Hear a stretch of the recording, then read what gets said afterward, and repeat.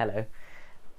I was at work this morning and I was talking to someone and they said to me, Paul, I'm normally a really positive person and it takes a lot to get me down, but the past few weeks, whenever I'm turning on the telly, whenever I'm listening to the radio, there's just so much that's getting me down.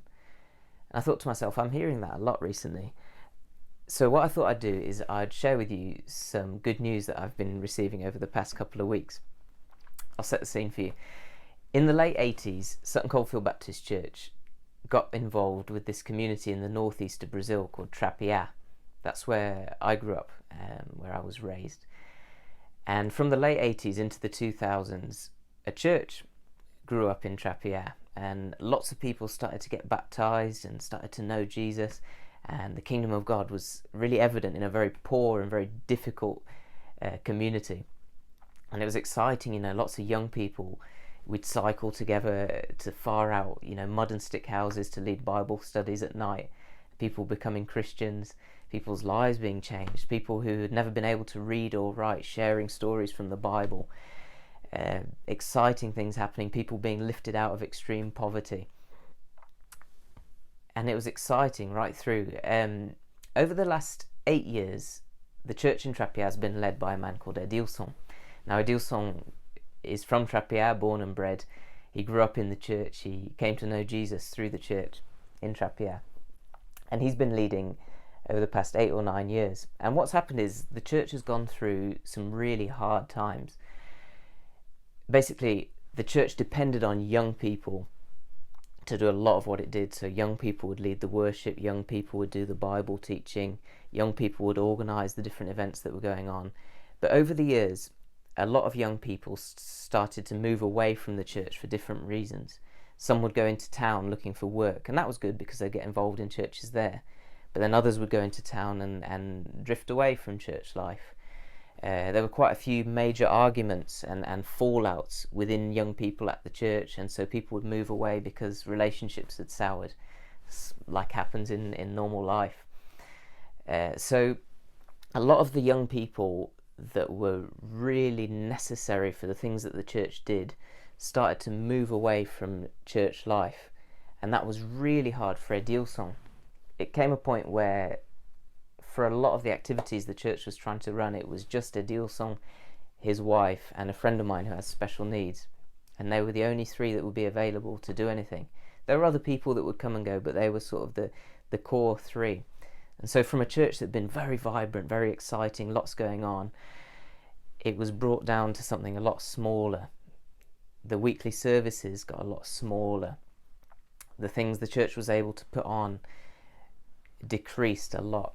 And so Edilson was very discouraged. He'd grown up in a church that was thriving, and now under his leadership, people were moving away, relationships were souring, and the church was shrinking. I know I'm meant to be sharing good news. I'm getting to it, don't worry. And Edilson and his wife, they came to a point where they were very close to giving up quite a number of years ago. And, they thought maybe we should just leave the community and start a new life somewhere else. This church is just dying. But they decided not to. A few years ago, they decided what they would do, among other things. So Edilson cuts hair for free. He's a very good hairdresser. But they decided their main focus would be on a Sunday school for children.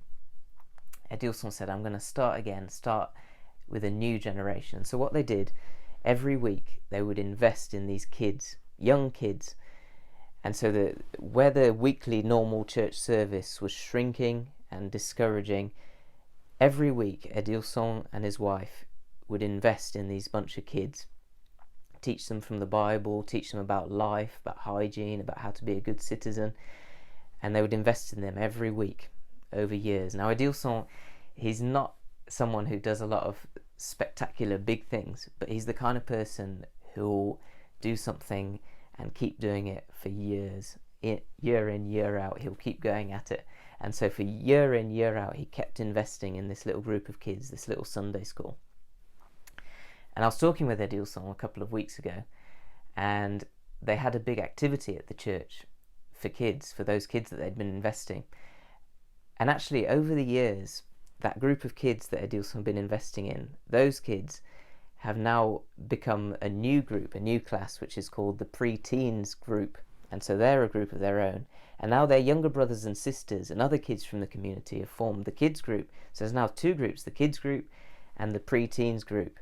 And so the weekly work, the investment in these children is growing. There's a growing group of kids. And what's really great, what's happening as well, is these kids, some of their parents are the young people who had moved away from the church because of bad relationships or because of work. And now those parents are starting to get involved in different activities at the church because their kids are there. And so the life of the church is kind of slowly growing because of that faithful work with that small group of kids. There's now the pre-teens group, there's now the kids group, and their parents are starting to get more involved in what the church is doing. And I spoke with Adilson last week, and he had a big smile on his face, and it was the smile of someone who is doing something they know to be worthwhile, and it's working. But it's taken years. This has been happening over the past 6 or 7 years. And it reminded me of a verse in Galatians chapter 6 verse 9. It says, "Let us not become weary in doing good, for at the proper time we will reap a harvest if we do not give up." That's Galatians 6 verse 9.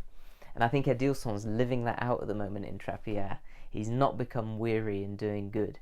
And after years and years of discouragement, but investment in that small group of kids, he's starting to reap a small harvest. And I'm excited to see what the future holds. So, 2 things.